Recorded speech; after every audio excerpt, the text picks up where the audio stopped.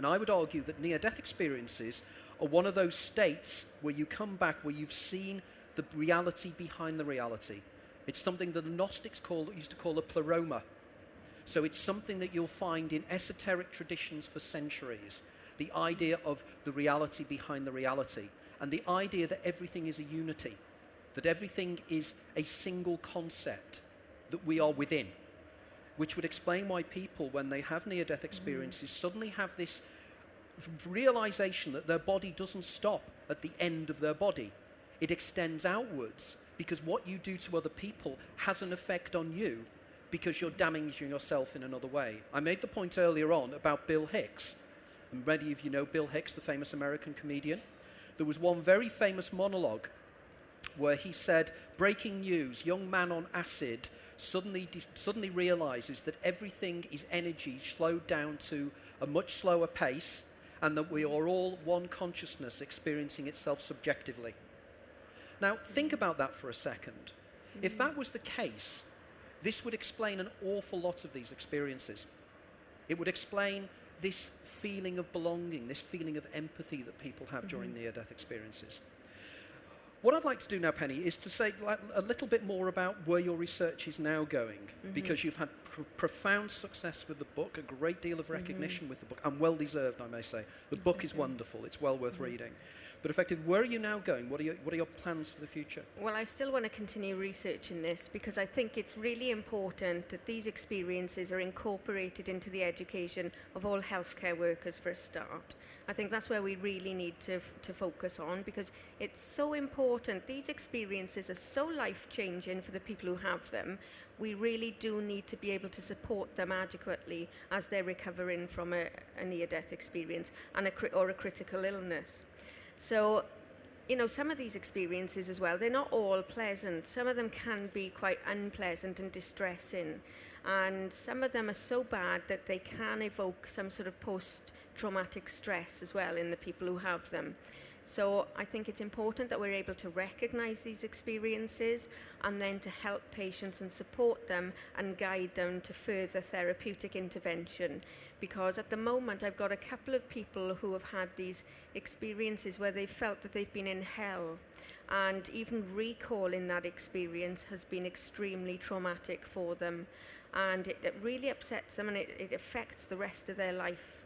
And I'm currently working with a colleague who I met quite recently, last November, Dr. Claire Johnson, and I'm currently working on her on developing some sort of therapeutic intervention where we can help people who've had the distressing experiences to make that a much more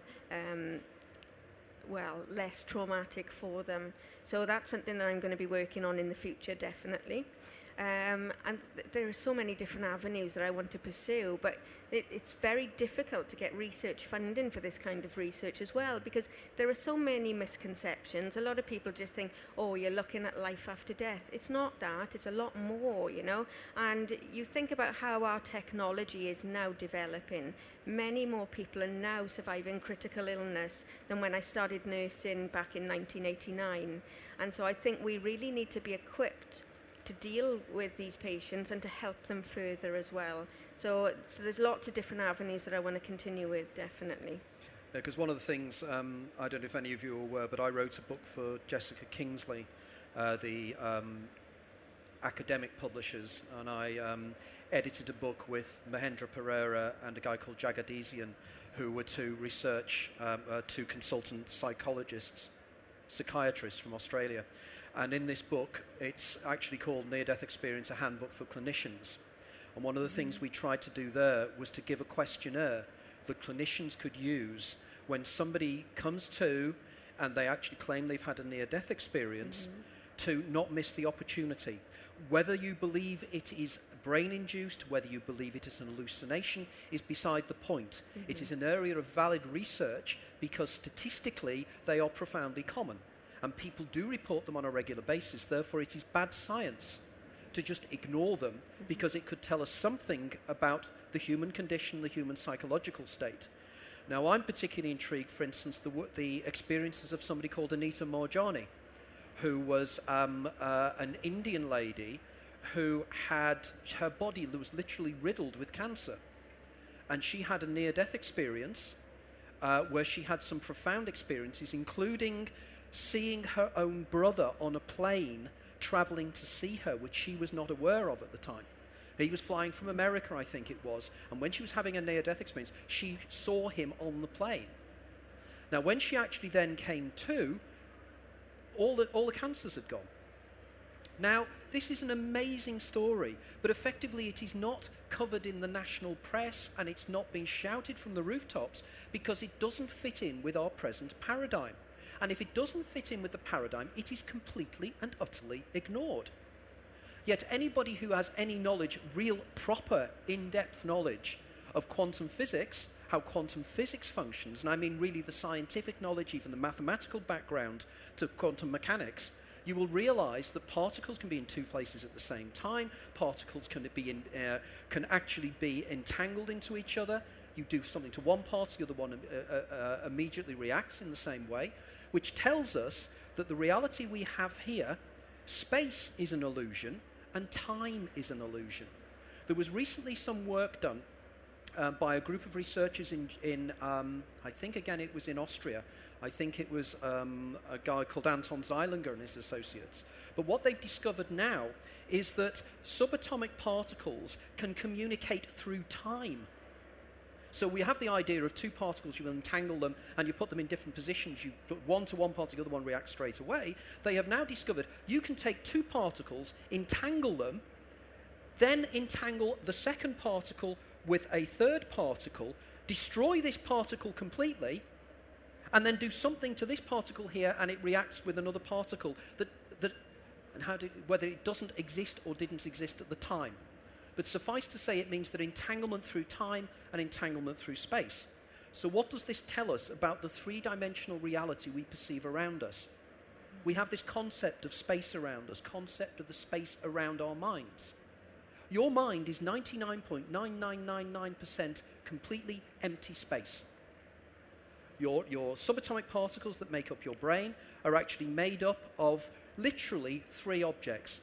There's three different types of quark. I think I'm right. There might be 3 or 4 that make up reality. The up quark, the down quark, and electrons. That's it. Then you turn around and look at what these quarks are. They're kind of vibrations, string vibrations in a reality. You put them all together and you create the reality we perceive around us. We are literally empty space. So in which case the idea that your brain creates you suddenly becomes a bit odd, because there's nothing in the brain to create you, because it's mostly empty space. So we come down to the fact, is it the space that's an illusion?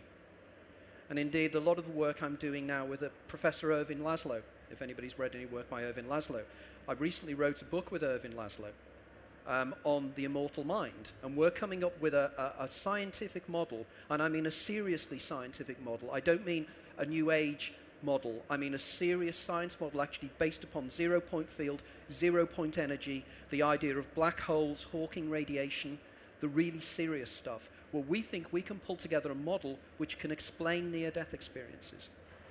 And it's to do with how consciousness is prime. Everything else is created by consciousness. Again, individuals in particle physics will know that the act of observation collapses a wave function to become a point particle. If you don't observe the particle, it is a probability wave. It doesn't exist in any way other than a potential probability. You look at it, it collapses and becomes a point particle. This is of profound importance, and this is what 99% of the population are not aware of. So when we come to events like this, the materialist reductionists out there will poo-poo the things we talk about in events like this, but you start asking them about the measurement problem. You asking them about the hard problem of consciousness. You watch them run for cover, because they don't know. They have no idea. They have a security that they believe they understand. It's called Schadenfreude. What will happen to them in due course is they'll realize that what we think is our overall knowledge is but a glimpse of a real knowledge and a real thing in the outside world. Mm-hmm. Right, I think what I'd like to do now is we've got around about 3/4 of an hour. Penny, is there anything else you'd like to say before we go on? Well, yeah, I've read the book, The Immortal Mind, as well, and I love that. And very much what you're saying is that are the conclusions I came to through my research. And I think what I was realizing is that the view that consciousness is produced by the brain is too limited to explain near-death experiences. So it made me think about what consciousness is. And if we look at consciousness from a different perspective, then near-death experiences are actually not supernatural or paranormal. They would be what you would expect. And so, like you say, consciousness is primary.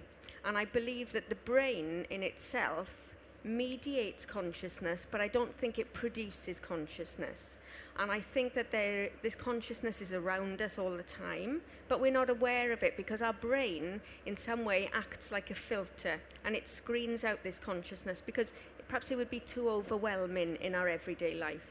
And there are times in our life when that filter action of the brain becomes a little bit relaxed. So as you approach death, as you take certain drugs like ayahuasca, LSD, ketamine, but the different context in which that occurs accounts for the differences. So I think, the near-death experience is far more profound than any of the other experiences because this person is literally the closest to death you can possibly come. And you can't plan to go and have a near-death experience. It's very sudden and happens. Whereas people who perhaps take some drugs take them with the expectation of having some sort of experience. But I think that explains it far better, that the brain acts like some sort of filter, and that's not a new way of thinking about it either. William James has suggested this, Aldous Huxley, Henri Bergson. These are just theories that were never developed because it was taken for granted that consciousness is produced by the brain. But now that our technology has advanced, now that we're doing research into near-death experiences in hospitals, it's given us a different understanding of consciousness. And I think we're just beginning to understand consciousness now, and I think we're going to see big changes in how we understand it. Well, I think it's one of the interesting points about the work of Henri Bergson and Aldous Huxley. Henri Bergson considered the brain to be a reducing engine. In other words, he argued that reality is far more complex and far more intense than anything we perceive. So what the brain does, it actually takes out much of the information so we can function normally. Now, I normally use the analogy of this is the fridge analogy. You're in your kitchen and the fridge is humming away. You're not aware the fridge is humming away till it switches off. So actually you react to an absence of stimulation, and it's become part of the background. Now, Huxley very much in his book, The Doors of Perception, also discussed this idea. Now, I'm working on my next book at the moment where I'm going to be discussing Alzheimer's, I'm going to be discussing Savant syndrome, temporal lobe epilepsy, classical migraine, Asperger's syndrome, and various other areas that I believe open up the doors of perception, because I believe that there is an analogy here between near-death experiences and what individuals experience when they are in these altered states that are facilitated by the release of certain neurotransmitters in the brain. Because we know that neurotransmitters in the brain are the facilitators of information across the brain. So the way in which your neurons communicate with each other is at the end of your neuron is a tiny synaptic gap, and the neurochemicals are released at the end of that, and depending upon which neurochemicals are released depends which messages go across the brain. Now, there has been fascinating recent research done by a lady called Jimo Borogin at the University of Michigan. And Jimo, I was in contact with Jimo recently about this, and she's going to be a future guest in one of my radio programs. Jimo Borogin has done research whereby they took rats and they sedated them and painlessly killed them. It's an immoral thing to do, I know, but this is what they did. And they measured their brain activity. After the rat had died, about 15 to 20 seconds after the rat was technically dead, there was no oxygen to the brain, there was no brain activity. There was a huge spike of activity. In fact, the spike of activity was greater than when the rat was technically alive. Now, to me, that is the near-death experience. Effectively, this is what takes place. The brain suddenly goes into hyperactivity. Now, as all of you will know, or most of you will know, when you're in a kind of semi-sleep state, time dilates, doesn't it? You know, time seems to expand out. Imagine the scenario in that final second of your life, time expands. So therefore, the near-death experience you can experience broadens out. So within you, within your own time scale, you can actually exist for far longer. And that's where those experiences take place. There's also been some research done recently with something called planarian worms. Planaria are really weird animals in the sense you can cut their head off and they will survive and they'll grow a new head. Get this, series of research done recently, they cut the heads off planaria worms, but beforehand they taught them how to find food. And what they've done is they put food inside a tray, a petri dish, bathed in blue light. Now, planaria worms hate blue light. So the planaria worms had to be trained to realize that there was food there. And over a period of time, their hunger overrode the fact of their hatred of blue light. So these planaria worms would go in and would eat the food. They then chopped the heads off those planaria worms. And they waited for the couple of weeks for the new head to grow. And guess what happened? The planaria worms went to the food. It was a completely new brain. And yet the new brain remembered what the old brain had known. This is evidence that consciousness is a field. The information there can be explained and can be downloaded. In which case this would explain things like near-death experiences. It could explain how people can understand things that they never really understood before. It could explain why people have reincarnation experiences where they remember past lives. They're not remembering their past life, they're tuning in to what Irvin Laszlo calls the akashic field, or the akashic record. So there is profound evidence that this work that Penny and I are doing has a basis in science. You know, Penny is doing wonderful empirical research. And in fact, one of the things I'd like to touch upon now is one of the things that Penny is famous for was the research you did in hospital many years ago, which was published as an academic paper, which was the first time that a research had been done before somebody had a near-death experience. So would you like to explain that? Yeah, well, what we did with the research is try to, when people have an out-of-body experience, is there some way that we can verify what they've said is correct? So what I did with my research is hide hidden targets at the bedside of every patient. They all had cardiac monitors, which are like TVs, and they're mounted off the walls. They're about 8 foot off the ground. On top of these monitors, I put images which were mounted on very brightly coloured cards so that they'd attract attention if you were out of your body. And the only way that you could see these hidden targets was literally if you had left your body. But it was a lot of hard work to do that because every week I had to go around and damp dust them and things like that. What I found at the end of the 5 years of the research that I did, 8 people described having an out-of-body type experience, but they were of varying different qualities. So some of them only hovered about that much above their bed, so they weren't in a position to see the hidden target. Some of them floated into the middle of the room, so again they were out of the line of vision where that target was. But there were 2 people who did have this out-of-body experience where they would have been in a position to see the target. But both of those patients said I was so interested in what was going on around my body that I was only looking at my body. I wasn't looking around for these hidden images.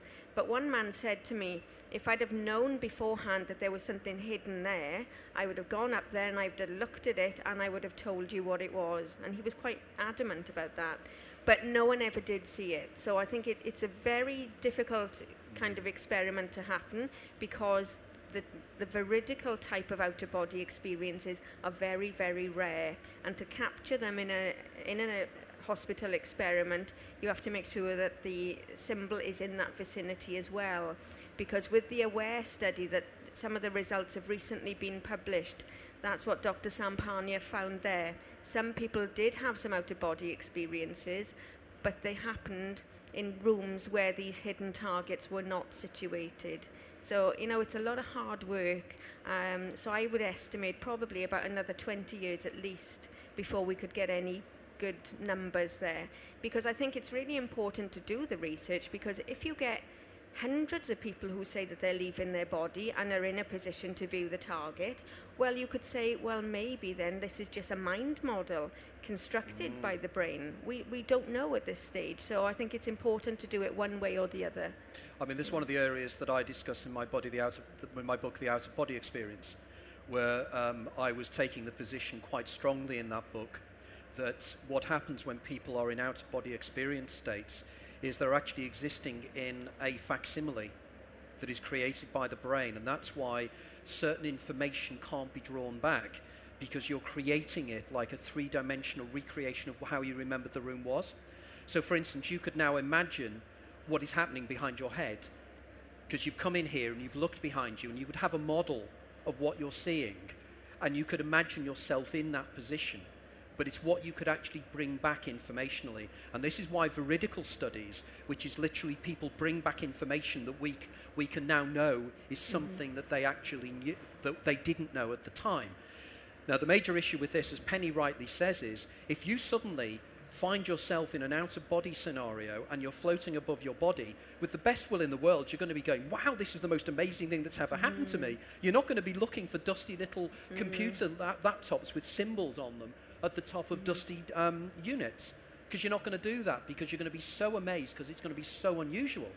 But the counter-argument is, if you tell the person that there's something they need to look at, like Lady X for Charles Hart's experiment, you know, effectively she was aware of the fact there was something she needed to look at. You know, we won't go into details, that was quite a famous incident. But effectively, what are we really seeing there? And this is the thing that intrigues me. Is this our reality we're seeing, or is it something subtly different? And I cite, you know, one could argue it's autoscopy. There are various kind of doppelganger syndromes where individuals see their own image in front of themselves. Now, I know that some of you will be aware of the work of Olav Blank, who has done a lot of work on the idea by stimulating the brain, and by using certain stimulations, you can give the person the feeling that they're outside of the body. But this is different. Myself and Graham did a debate with one of the researchers from that particular group, and we pointed out certain elements of that cannot be reproduced in the out-of-body experience. It's not the same seeing an image of yourself in front of yourself as being out of your body. It's a totally different sensation. So we have to be careful to not use one explanator for something that explains 50%, but is an inadequate explanation. There is more to this experience, and I think it's profoundly important that we do continue with the research, and that's why research, people like Penny is doing, research the International Association of Near-Death Studies, IANDS does, is well worth getting involved. If you're interested in near-death experiences, there's the Scientific and Medical Network as well, which both Penny and I are members of. There are organisations that actually do research into these things, that are medical people, are scientific people, who are taking risks with their own academic tenure because they're being brave enough to actually say there is something in this and it is scientifically valid, and we are obliged as human beings and as scientists to actually pursue these areas. The time is now right for it, and I think it's a very, very exciting time that we live in now. And very. Penny, for instance, Penny managed to get on television. Penny was at the breakfast show? Yes, yeah, Lorraine Kelly. With Lorraine Kelly, you know, and that was a wonderful experience, wasn't it? Yeah, that was quite interesting, and they had Dr. Hillary talking there, and he was really nice as well. You know, he, again, mentioned about the arguments of it being due to lack of oxygen or carbon dioxide. But he was very intrigued as well, and very interested afterwards, because we had a nice discussion. So it shows that people are becoming more open to these experiences now and want to learn more about them. So I think I've noticed, since I've been studying these experiences, I first started studying them in about 94, 95. And when I first wanted to talk to people about the experience, they were really hesitant. I couldn't find anyone who would tell me about their experience. And then as the time has progressed, more and more people have begun to tell me about the experience. And back in about 2004, there was an article in a newspaper about my work. And I had lots and lots of people write to me and email me after that. And then last year when my book came out, it went mad. I was getting about 200 emails a day from people who'd had this experience, and it was incredible. So there's a big contrast from when I first started it and to now, and I think attitudes are changing. People are more open to the experiences and more accepting of them, and they realise that this is a very valid phenomenon, and we need to learn more about them. So. We do. One of the things that I find frustrating is people will cite time and time again the plural of anecdote is not proof. But the issue is we are dealing here with subjective experiences. Now, how on earth you can objectively prove a subjective experience when by definition you can't do that? You have to take into account that somebody has had an extraordinary experience and at least deal with that issue. Now, what I'd like to do now, with Penny's permission, is that we have around about half an hour left, is to put open the discussion to the audience, for you to let us know about what experiences you've had, your thoughts and feelings about the things we've discussed, and anything else. And we'll try and be as consistent as we can in terms of you put your hand up and I'll point at you, and then if you can ask the question. Try not to hog too long, because if other people want to speak, but we've got about half an hour. And I find when I do talks, this is the most important time. It's the feedback from people that is most important. So is there anybody who'd like to ask a question? Start with it. Okay, that gentleman over there first. The Akashic record, the Akashic field. The Akashic field, the Akasha, is something that's been known for centuries within the Vedas and within the Indian subcontinent. And it's the idea that there is a record of everything that has ever happened and ever can happen is somehow encoded somewhere. Now, Madame Blavatsky and the Theosophists developed this in the 19th century. But over recent years, there has been strong evidence from quantum physics and from cosmology that the Akashic field and the Akasha is not such a crazy idea, because they've recently, well, comparatively recently, discovered something called the zero point field and 0 point energy. Now, without getting too technical about it, the 0 point field is an implication of something called Heisenberg's uncertainty principle, that you cannot know the speed and location of a subatomic particle. But when a subatomic particle is taken down to just above absolute zero, it has no energy, so it stops. And if it stops, you can know where it is and you can know its speed, which is impossible within quantum physics. And what they believe is, or what they've found is, there is an energy being drawn up from the 0 point field, an energy that has been drawn up where there should not be any energy. Energy that's been drawn up from absolute zero, what, 272 point whatever it is degrees Kelvin. No, 0 Kelvin. So this energy seems to be drawn up, and it seems to be everywhere. In other words, space is not a vacuum, it's a plenum. So remember years ago they used to talk about the luminiferous ether, the idea that's how light waves actually travel from the sun, because the universe was just full of this substance called the ether. And then the Michelson-Morley experiment disproved it. Well, what they've found is now that there is this form of energy that is everywhere, and it can be drawn up. Now, they're taking this so seriously that at the University of Boulder in Colorado, there's a research unit there. They're actually researching drawing up 0 point field, 0 point energy from the 0 point field. Okay?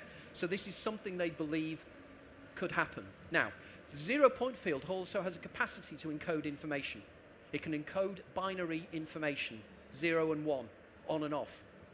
Now, they are concluding, and there's a guy called Vlatko Vedrell at the University of Singapore who's recently written a book that is saying that the 0 point field is like a huge computer program. And everything that we perceive here is encoded into the program. Now, again, Stephen Hawking has recently suggested that the whole of the universe, you know, the universe has been expanding for 13.8 billion years, and it's like a huge sphere. He argues that at the edge of the sphere, all the way round, are two-dimensional encoded pieces of information, firing information into a three-dimensional hologram. So we are existing inside a hologram. This is holographic. Now, the one thing that we know about holograms is the whole contains the part and the part contains the whole. So therefore, the idea of everything encoded in itself and rolled into itself is suddenly proven. So suddenly you have an infinite amount of information.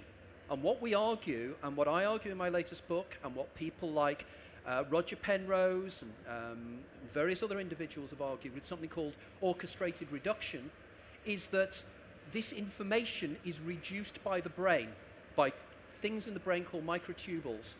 And the microtubules create internally holographic images. And the brain then presents the holographic images externally. So we are living within a simulation.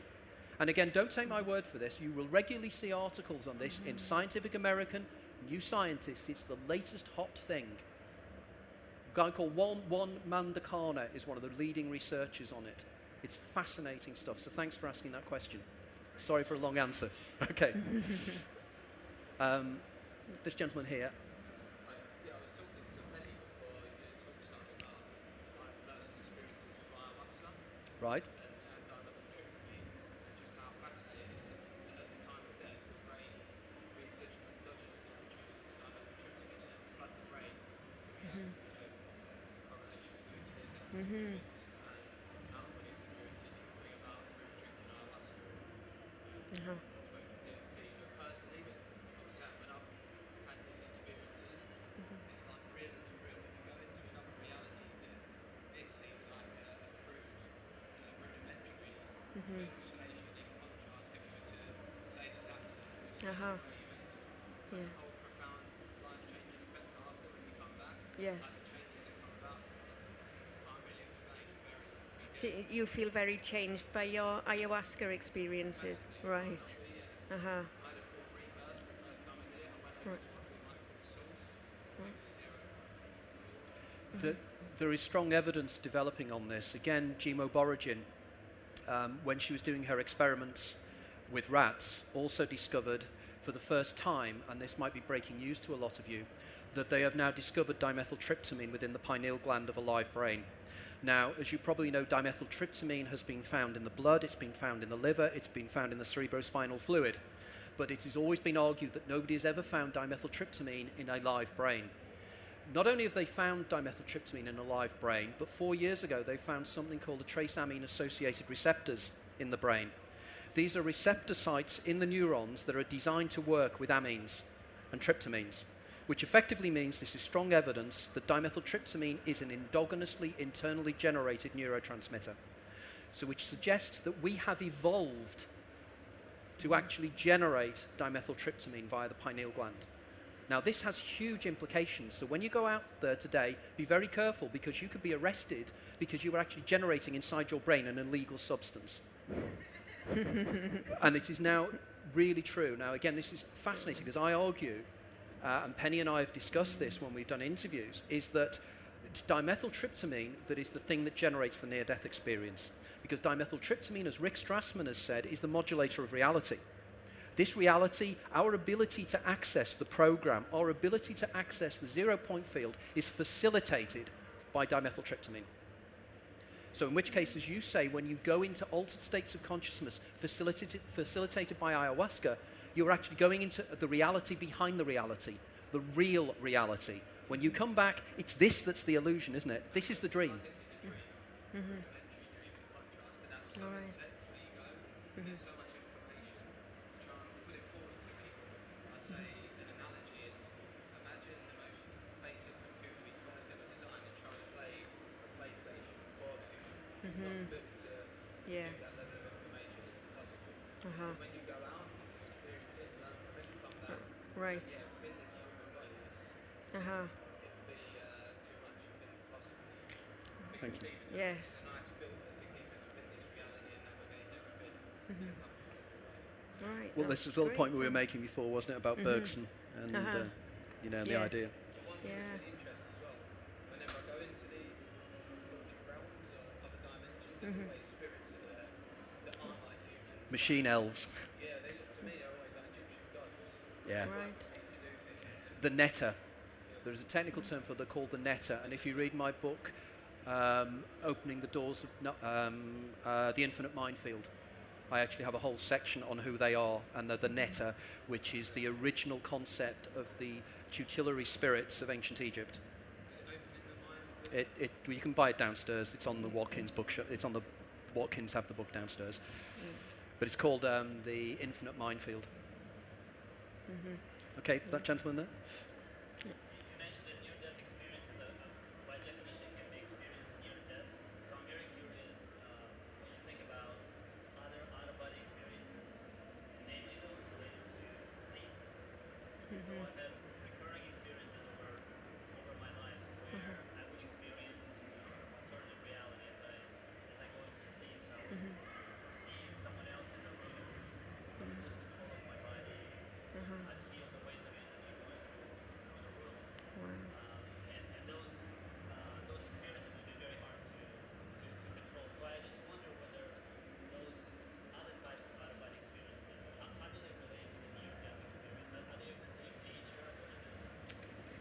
Yeah, I think they're very similar to the ones that people have during the near-death experience, but the difference is the context in which they're experienced. So maybe when you're in that deeply relaxed state of sleep, maybe with your brain that filter action is more relaxed than with most people, and that you were able to have this experience and remember it as well.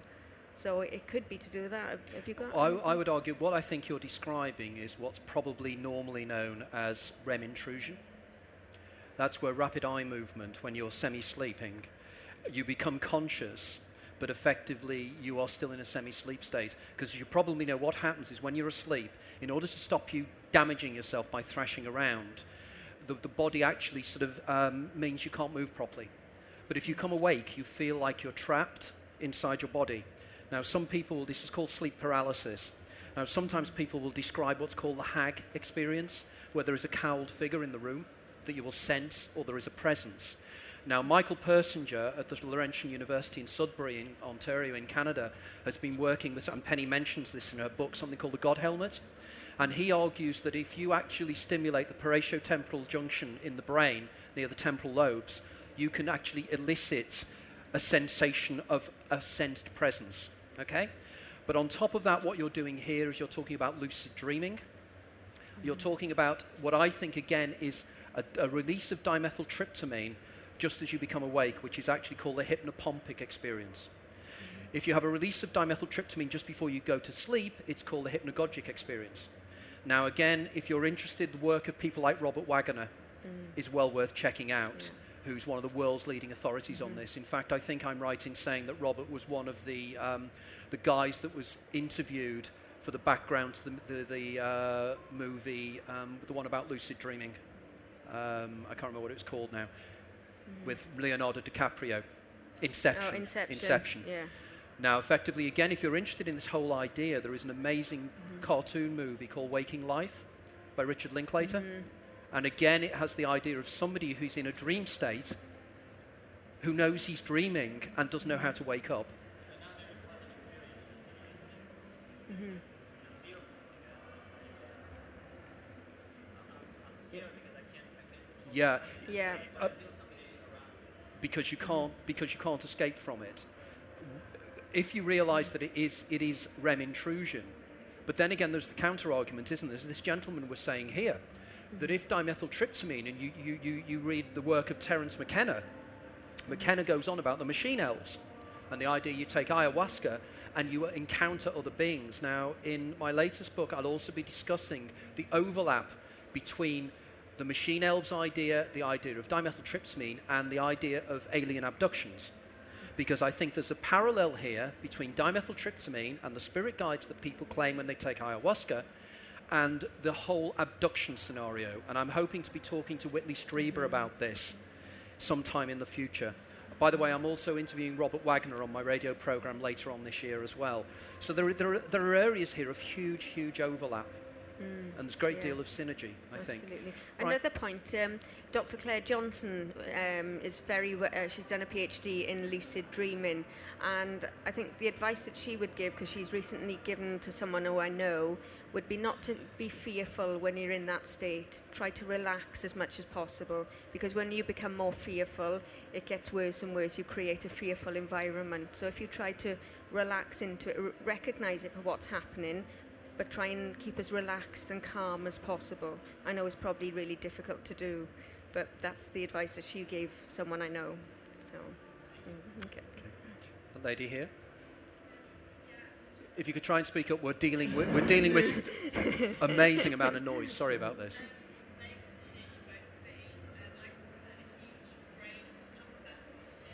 Right.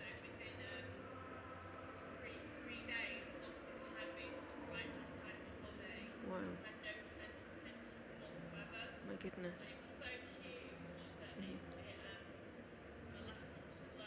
Right.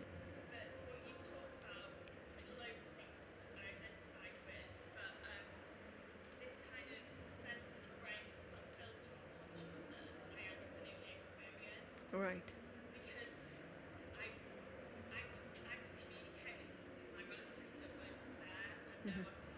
Yeah.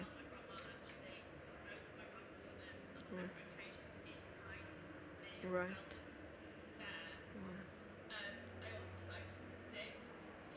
Wow. Right. Yeah.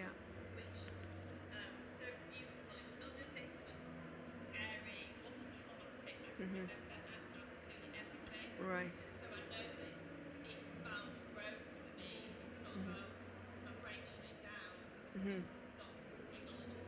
Yeah.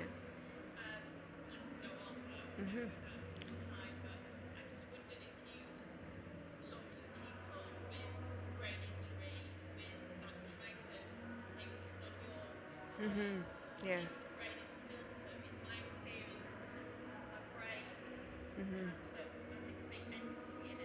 Right.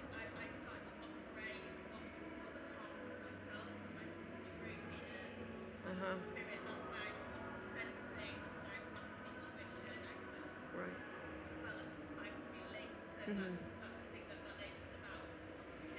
Yeah. Right. Uh-huh. Right, yes. Yes, Dr. Peter Fenwick, one of the supervisors for my research, he's a neuropsychiatrist and neurophysiologist, and he's looked at this as well.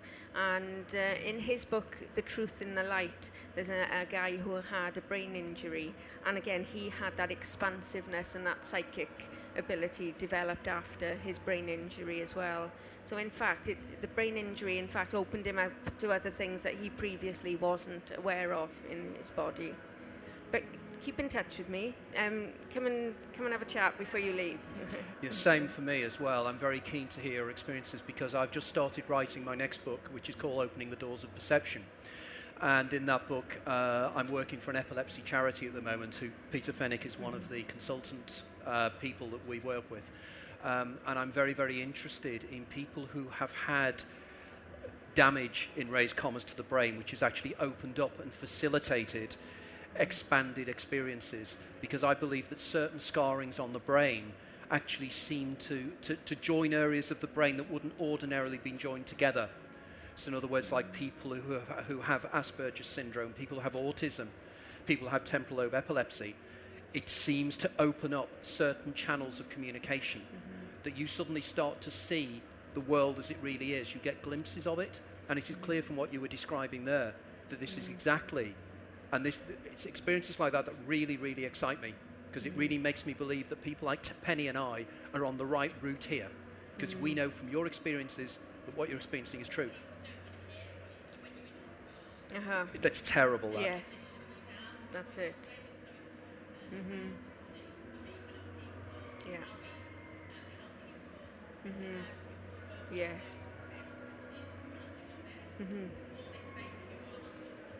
I know. It's just an hallucination. Yeah. And that is so insulting for the people who have had the courage to discuss their experience as well, because it's not that, it's far more. Your experience of that is much greater than anything. So. And I will guarantee that because that things were said to you, you will not share those things, and you are not alone in the sense the amount of people that have these experiences, and the reason that these experiences are ignored is because people are fearful of talking about them. And it's about time that stopped, because it's bad science. And I continue to say this, that we are tripping on the edge of a new paradigm. And the new paradigm, the clues to the new paradigm, is the brain and how the brain functions and how the brain interfaces whatever out there is. So thank you for that. Anybody else? Yes. This lady here.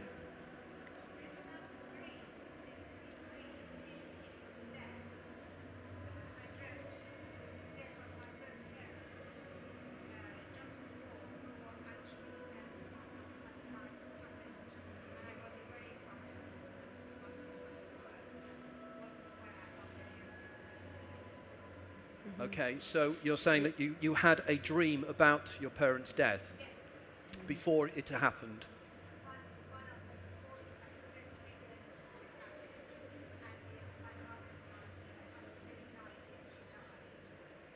Right. And did that the way did your dream correlate with the way in which? Right. Yes. That would be like a premonition of death as well, and that is very common. But again, you know, people don't tend to talk about these premonitions. So that is that is a very valid experience. Yes. And the thing is, what people will do is they'll come forward and they'll make their excuses. And the excuses they love doing in terms of premonitions is that it's confirmation bias or it's attention bias. The idea that you look for the proof of the precognition. But my argument always, like your experience, is that you didn't ask for the experience to take place. You didn't create it in your brain. It spontaneously happened and you experienced it. And then subsequently, something happens which validates it. Now, as long as science needs to accept that time isn't necessarily linear, and the idea that if time is cyclical, or, as I was saying earlier on, that in fact subatomic particles can actually exist outside of time. I know people will talk about tachyons, which are superluminal subatomic particles that travel backwards in time, but effectively there are other elements whereby we know that it seems that we can communicate backwards in time. So if your brain is picking up information from the future, especially if it has emotional content, if it's somebody you love, you're going to pick it up. And that's very profound, and thank you for sharing that. Wonderful, thank you. This lady here?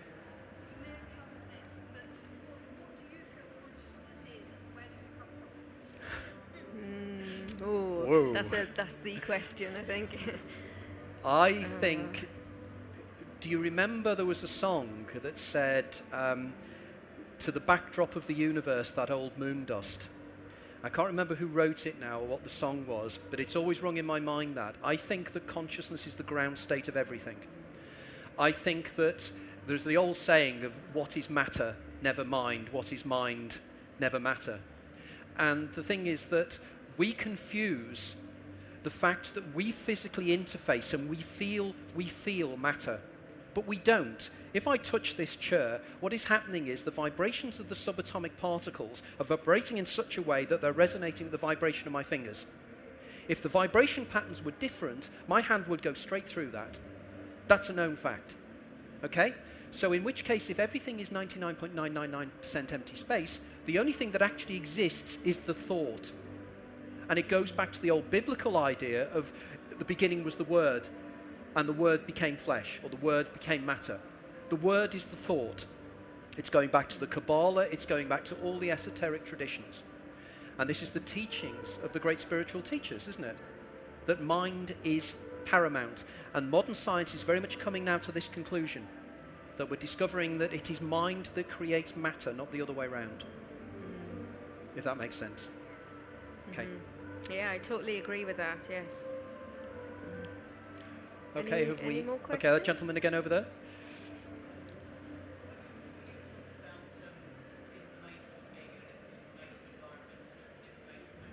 Yeah. Account for? Mediumship. Mediumship, yeah. Yeah, perhaps what people, when they're tuning in, in mediumistic communications, maybe that's what they're tuning into, that information field, you know, because there are people who are very gifted and that they're able to have some communications. I've witnessed a few people have one of these readings, and it did elicit some information that person resonated with, and it evoked great changes in that person as well afterwards. So maybe there is some way in which these mediums are able to tap into that information field. So. In my last book, The Immortal Mind, that I wrote with Irvin Laszlo, we have a whole section on mediumship, and we apply the akashic field idea to mediumship. And in that I cite probably about 15 or 20 cases of mediumship, both modern cases of mediumship that haven't been reported before, that have been reported to me, and also classic but little known cases. And for instance, I cite the case of a guy called Indrir Indriðsson, who was an Icelandic medium. And one day he was involved in Reykjavik, he was involved in doing a normal seance. And while he was doing this seance, there was something called an intruder, which happens apparently in mediumistic circles. The medium will be trying to do something, and suddenly an entity will come in from nowhere and will start talking to them. This particular medium was speaking in, Indriðsson only spoke Icelandic. Now this is in about 1905. Communications between Iceland and Denmark were non-existent. The only way you could get there was by steamer, which would take about 2 weeks. There was no telegraphs, no telephones or anything. So here he is, this voice comes in, and it says, just to let you know, I'm watching a fire, and it said it's in Kurgenstrad, in the center of Copenhagen. The guy said that his name was, and I think it was either Larson or something like that.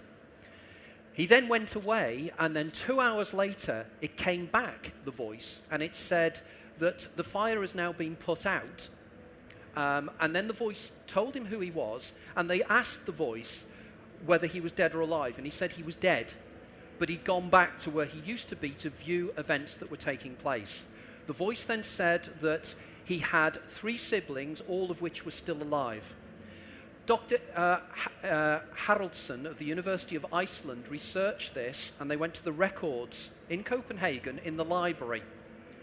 They discovered that there was a person of that exact name who was living at number 64 Königstrad. The fire, they discovered, took place at number 68 Königstrad on the very night that this message had got through. So therefore we have the date was right, the person was right, the description was right to the hour, in a place where there was no possible way of any form of communication. Now, I'll be talking about this case. I'm speaking at the Professor Archie Roy lecture on Thursday at the University of Glasgow, and I'll be citing this particular case because I think this is the most powerful case I have ever heard of communication from somewhere else that has information that could not have possibly been gained by the medium. Now, whether the medium was zooming into the 0 point field or whatever they were doing, they got information from somewhere that was absolutely impossible, irrefutable. It was witnessed and it was minuted. And I've actually got copies of the newspaper report that came out from Der Prince, which was the Copenhagen newspaper the day after the fire took place. Incredible. Okay. Skull experiment, yeah. I have a whole section in that book on the skull experiment. There are elements of the skull experiment I think are very, very powerful. There are other elements, I think, for instance, there were the controls they used in the skull experiment. They allowed the mediums too much freedom. If you read the general books, you get the impression that they were completely controlled, they couldn't move things around, their hands were tied. That wasn't necessarily the case. Again, if you read my book, The Immortal Mind, you will read a section on the skull experiment there with my own opinions on the skull experiment. But it was still intriguing, because I believe they were communicating with some other entities. When they invited some of the other scientists in, they were locking them camera rolls up in a box. Like Yeah, they sealed them. Rupert Sheldrake in there to try and kind of poo-poo it and say, this isn't going to help them. And the scientists went in there actually blown away. They were Yeah. looking up camera roll film and they were saying, take it. They did have some intriguing images. One of the images they put forward was an image of St. Paul's during the Blitz. Now, I've managed to trace the newspaper article where that photograph was taken from. It's not an original photograph. It's taken from a newspaper. Now, it could be that they had imbued a photograph from a newspaper on there, but I find that it's just a bit too easily done. But I believe that they were genuinely communicating with something, because one of the photographs is of a grey. I don't know if you've seen it. One of them is a classic grey with the large black eyes, and that is peculiar, and that entity named itself. Now, I think this is related to, there's a guy called Radiv, and there's various other people, electronic voice phenomena, and I believe this is related to the electronic voice phenomena, possibly. Penny, have you got ideas on Skull? Yeah, similar to what you said, really. Yeah, I think they're very intriguing things, very intriguing experiments that were done. And I know of people who have done and sort of replicated some experiments like that as well. So. One thing that I've started drawing parallels between in my own head is I used to do a lot of paranormal investigations. I've done quite a lot in some of the most awkward places in the UK. And then personally, in my own life, I've had a lot of paranormal stuff happen to me. So beyond any shadow of a doubt, I'm aware that other things exist. And I started wondering if, at the time of death, when we have this release of dimethyltryptamine, if that's the chemical facilitator to take the consciousness out, if there's some kind of sudden abrupt death brought about in a horrific way that will inhibit that going on, then Right. maybe the consciousness is getting caught in this reality or this hologram not being able to go over, and that's why you get a lot of trouble. Some spirits, causing, when you get haunted Yeah. traditionally, that causes trouble because they're so frustrated that they haven't actually, they're embodied within this reality and haven't been able to get out.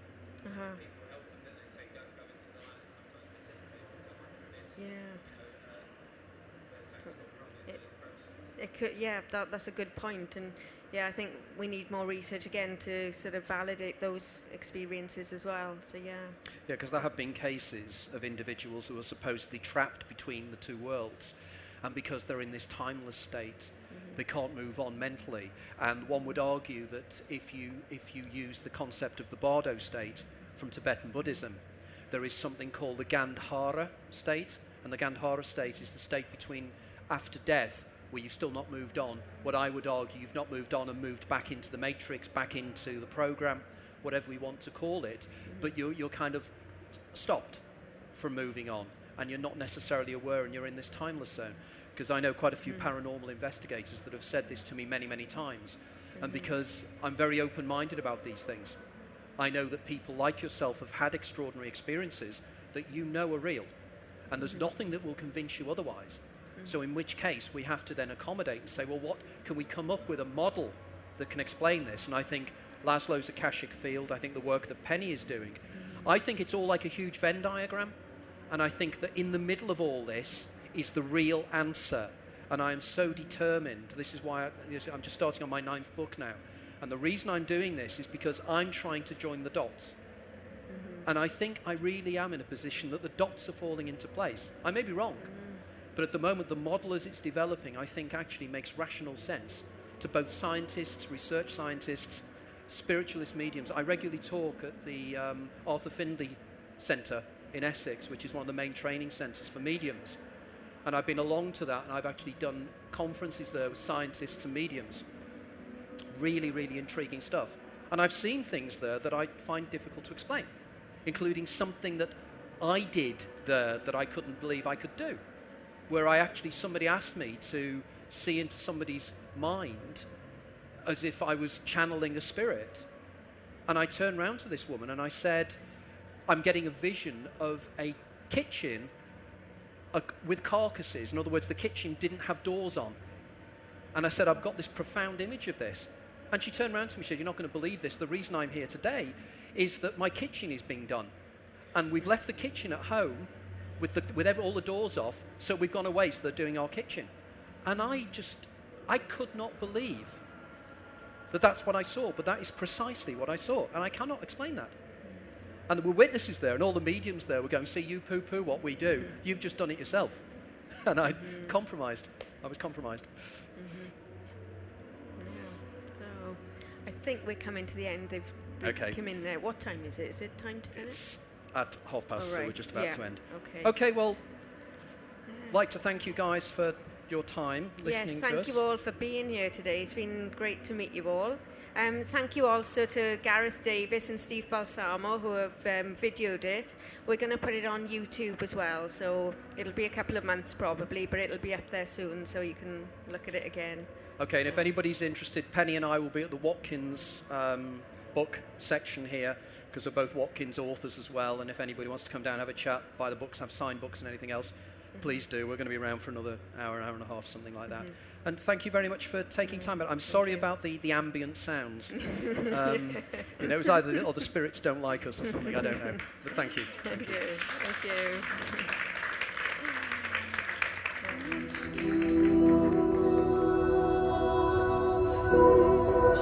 you.